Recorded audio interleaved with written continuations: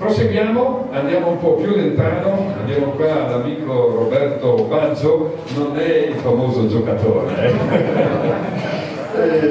limonista, imprenditore, ha fatto tantissime meridiane costruite proprio con le sue mani, con tanti metodi e tanti anche materiali, dal ferro all'alluminio, alla pietra, insomma un uomo pratico nelle cose.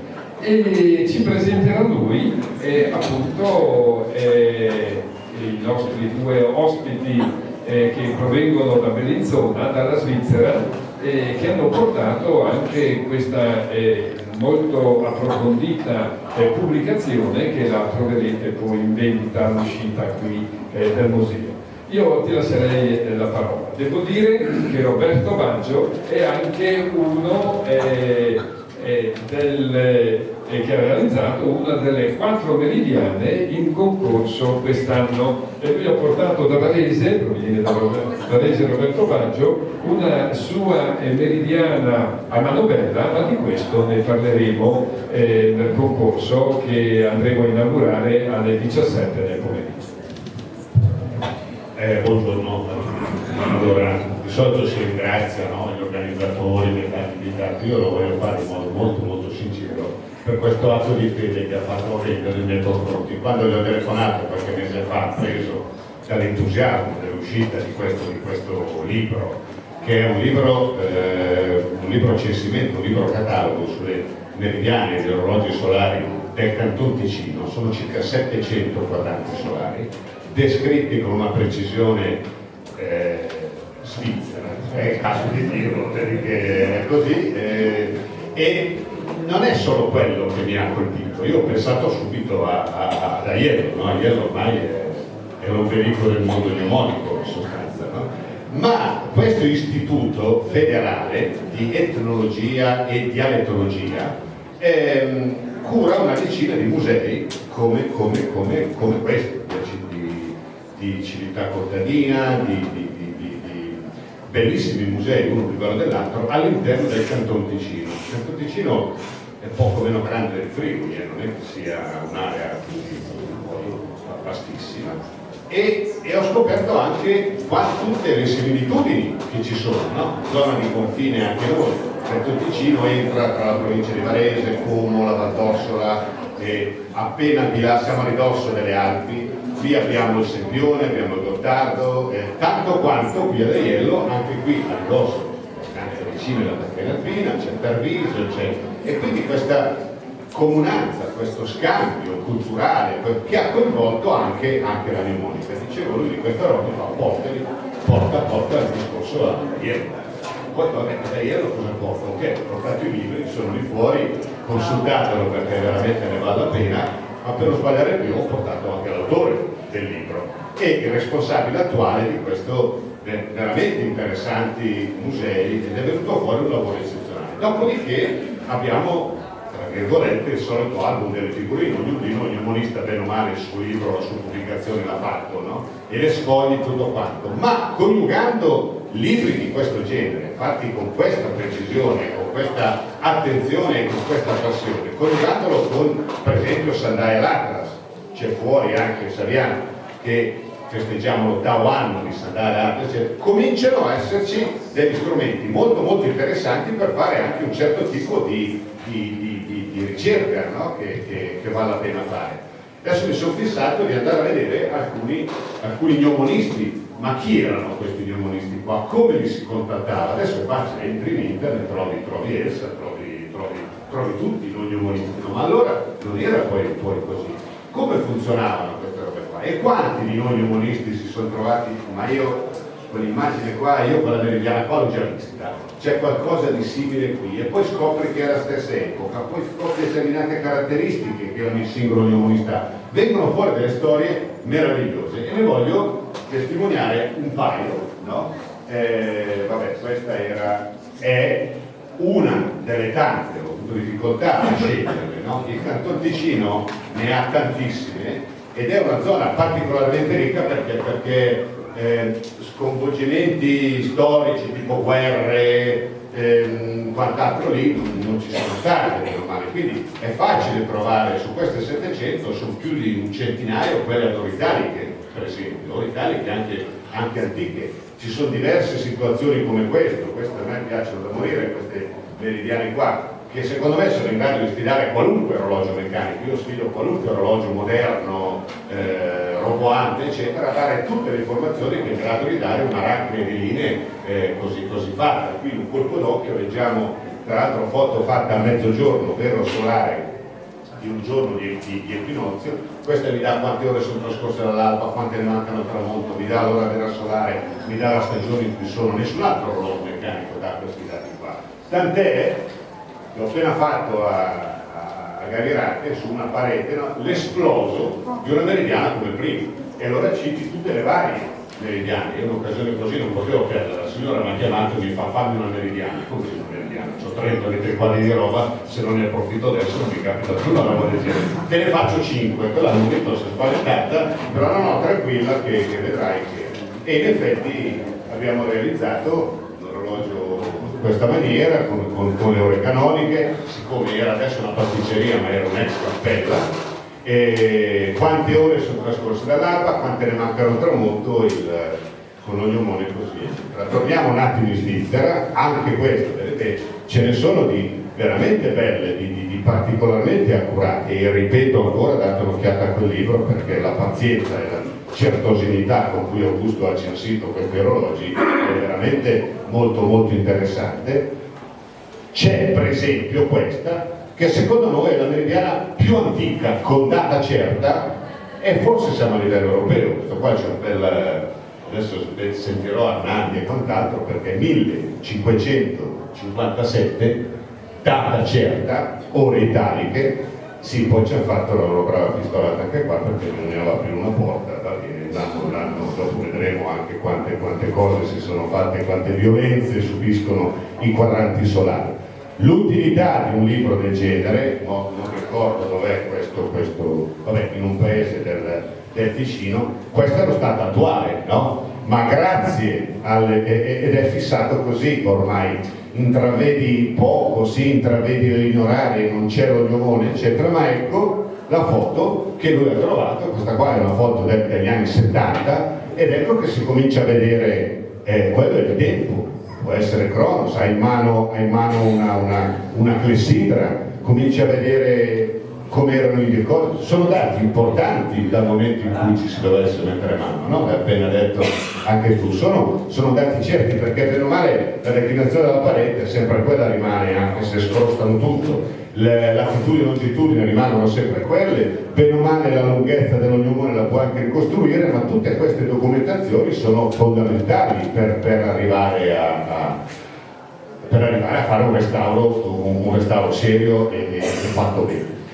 Quella che più mi ha colpito tra le 700 e passi immagini che ci sono lì è questa. Finalmente Augusto in Svizzera, a Trincanton Ticino, mi ha trovato un quadrante solare a firma Giovanni Bianchi. Ora Giovanni Bianchi è un ognomolista che ho, della metà dell'Ottocento, ma posso dire di averlo conosciuto. Ormai è un mio amico, tanto ci abbiamo interagito, fatto ricerche, e cercare negli archivi, nelle robe su Giovanni Bianchi è come cercare un Mario Rossi, diventi matto, perché ce ne trovi a centinaia. Bene, questo era nato a Varese, era un imbianchino, emigrato in Francia, aveva imparato a decorare, e soprattutto in Francia aveva imparato l'arte dei cadranieri, costruttori di cadran solaire, no? Tornato in Italia ancora in un'età buona, si è messo a fare meridiane da tutte le parti con determinate caratteristiche, di cui il blu. Questo è un po' stemperato, ma il blu era una sua caratteristica importante, e ha operato in provincia di Como, di Varese, in Canton Ticino, in Valformazza, nell'Ossola, cioè in un'epoca in cui giravi con nulla. Questo qua faceva orologi solari di una certa importanza. Ecco là, siamo nell'agosto del 1849, Giovanni Bianchi si firmava con... E allora ho cominciato a dire, altra foto trovata sua degli anni 70 che visualizzano l'Ognomone a vela, eccetera eccetera. Allora sono andato a vedere altre. Eccole qui le caratteristiche di questo Giovanni Bianchi. Il blu, sempre, lui aveva questo blu, sembrava l'avesse solo lui. Tra l'altro avere un blu allora non è che andavi in colorificio e illuminavi quello che volevi, te lo dovevi fare. e questi colori qua sono particolarmente difficoltosi, mi conferma, no? Da ottenere, non li puoi ottenere da cose vegetali. Qui lapislazzuli pestati, che costavano anche questi lavori qua, no? Eccolo qua, questo è più ingrandito, vanno salvaguardati questi impianti. Quindi lui prendeva dei rettangoli e li scriveva dentro delle ellissi o dei quadrati e faceva dei cerchi, no? Eccolo qui, siamo in un'altra località, con una precisione veramente, ci teneva, cioè c'è la scansione delle mezz'ore, dei quarti d'ora, dei 5 minuti.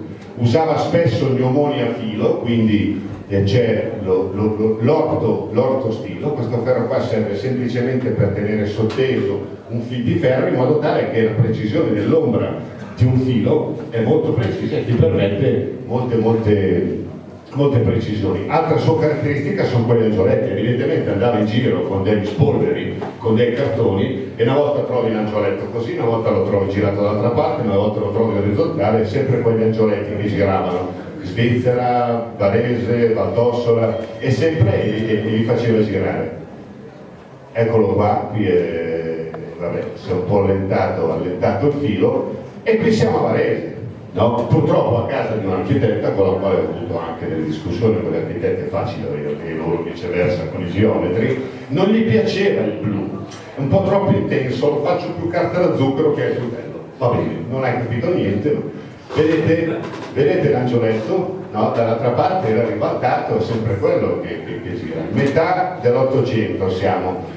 Una bella esperienza fatta con altri colleghi è stata a Campello Monti. Campello Monti è un paesino in cima alla Valdossola, dove questo ha fatto in tempo ad andare a fare questo orologio qua. Ho fatto delle ricerche nella parrocchia lì della chiesa. Questo restauro lo abbiamo fatto insieme al nostro collega qualche anno fa. Chiaramente è venuto fuori che suo, e nell'archivio della parrocchia ho trovato fatto per devozione dalla famiglia Gervasini sul campanile della chiesa. Caspita, Gervasini è un cognome di Varese e si chiamano Gervasini pecuranti, scusate il dialetto, vuol dire quelli delle pecore. Io quando ero bambino ricordo che c'erano queste pecore qua, e il nipote di questo signore, che migrava proprio, faceva la transumanza come in Abruzzo, mi racconta, suo nipote, che la domenica delle Palme,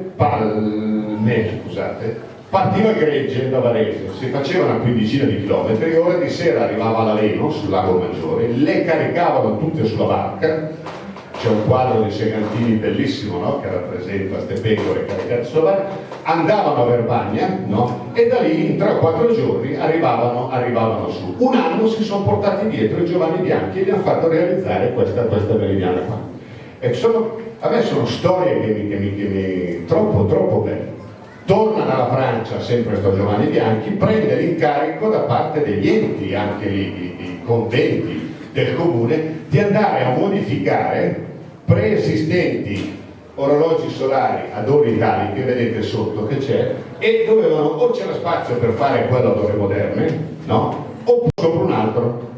E lui arriva col suo solito angioletto, l'ognomone è sempre quello, ed ecco con i blu. Li sto tenendo d'occhio perché stanno restaurando. Questo è il chiostro di Voltorre, è una delle chiese più importanti della provincia. Hanno restaurato dentro, fuori il cortile, li sto curando, mica che ci mettano mano così a questo coso qua. C'è il subravo pluviale che passa di lì, e va bene, evidentemente non c'era altro posto. E questo è la prima volta che avevo conosciuto questo Giovanni Bianchi sulla sua casa natale, un restauro che ho fatto, sono ormai 7-8 anni, e era a casa sua. Guardate la precisione, guardate la bellezza di quel quadrante qua.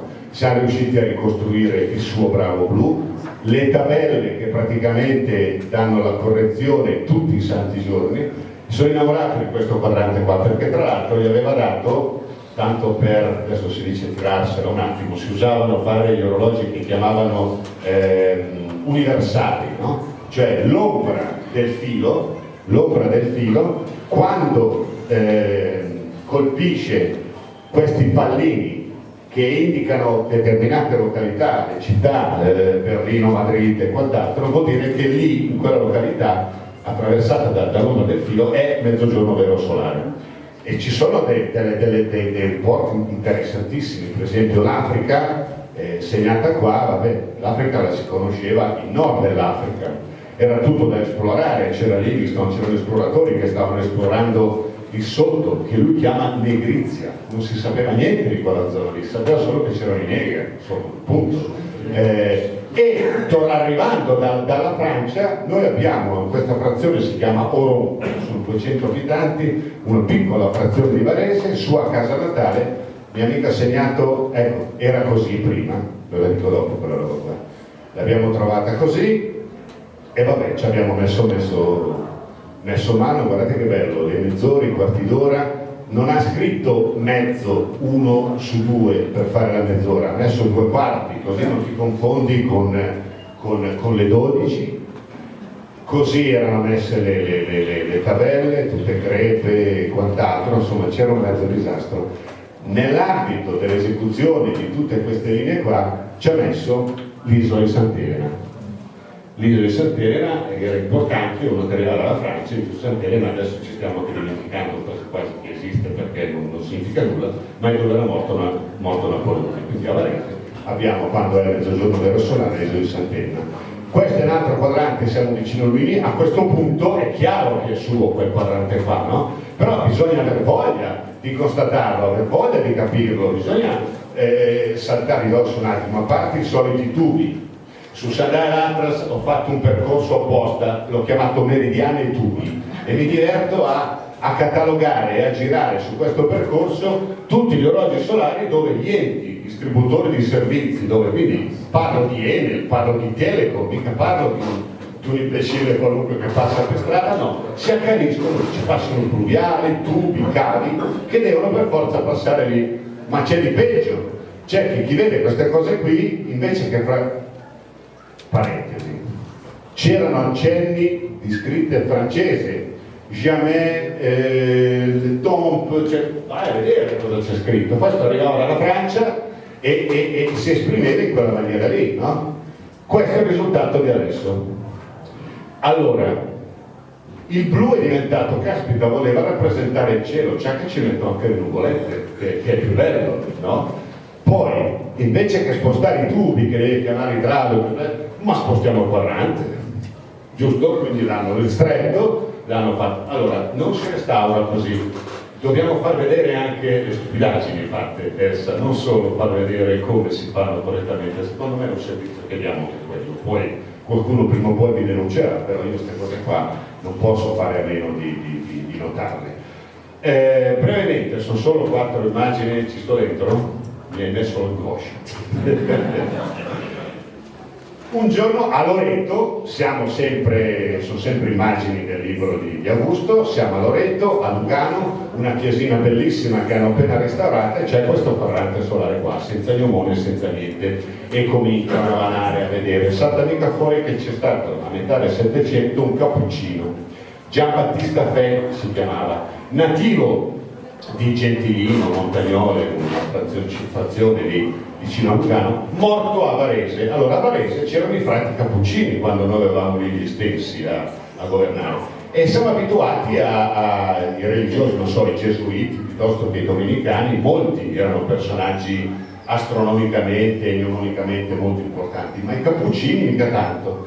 La loro provincia dei cappuccini, la chiamano così, comprendeva Varese, comprendeva Lugano, comprendeva Azio, comprendeva una zona molto molto vasta, e lì cambiavano priore ogni circa 6 mesi, mi sembra bene. Questo ogni volta che andava in giro faceva un orologio solare, ma a livelli molto molto interessanti, questo padre Cappuccino. Siamo a metà del Settecento, poco vicino di qui c'è una bellissima struttura, il LAC, appena stata restaurata 2 o 3 anni fa, con investimenti notevoli, le banche loro stanno meglio di noi da questo punto di vista qua, e nel chiostro dove questo Giambattista Fe era stato priore in diverse volte, dove c'è una chiesa bellissima con affreschi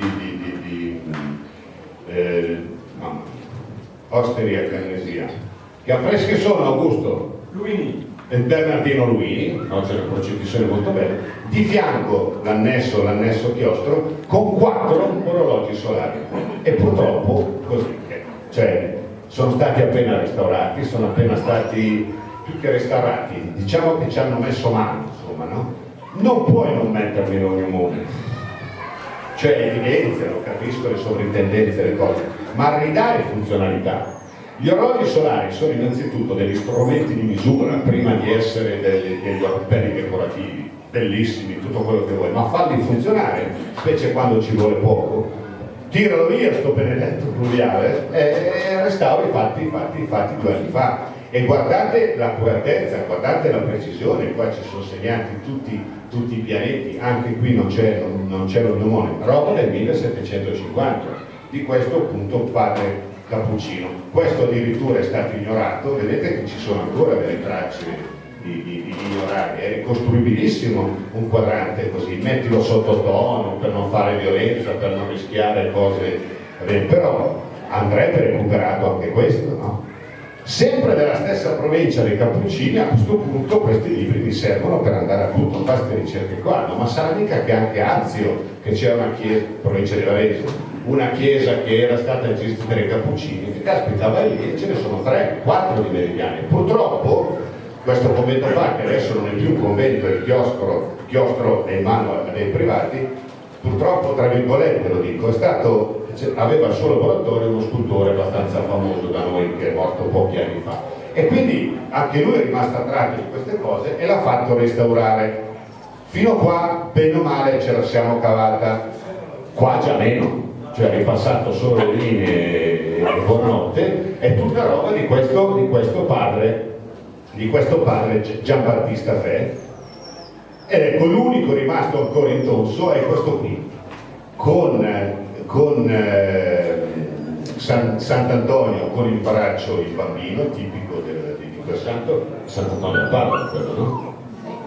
Se sei in quelle parti, è nascosto un po' dall'ombra, guarda, è qua, Sant'Antonio con in braccio il bambino, e anche qui in questo caso va bene, quel pluviale qua mi ha fatto arrabbiare un attimo di meno, perché se non altro per esperienza avuta in altre situazioni, quando finalmente riusciremo a togliere quel pluviale qua, sotto ci saranno ancora dei colori molto più fedeli di quelli fuori, perché rimasti protetti dai raggi ultravioletti eccetera, però anche qui il pluviale sono riusciti a metterlo proprio lì. Benissimo, bello. Sono riuscito a finire, roba. Vabbè, volevo semplicemente trasmettere questa emozione, questa utilità che c'è facendo interagire queste meravigliose raccolte qua con Sandala.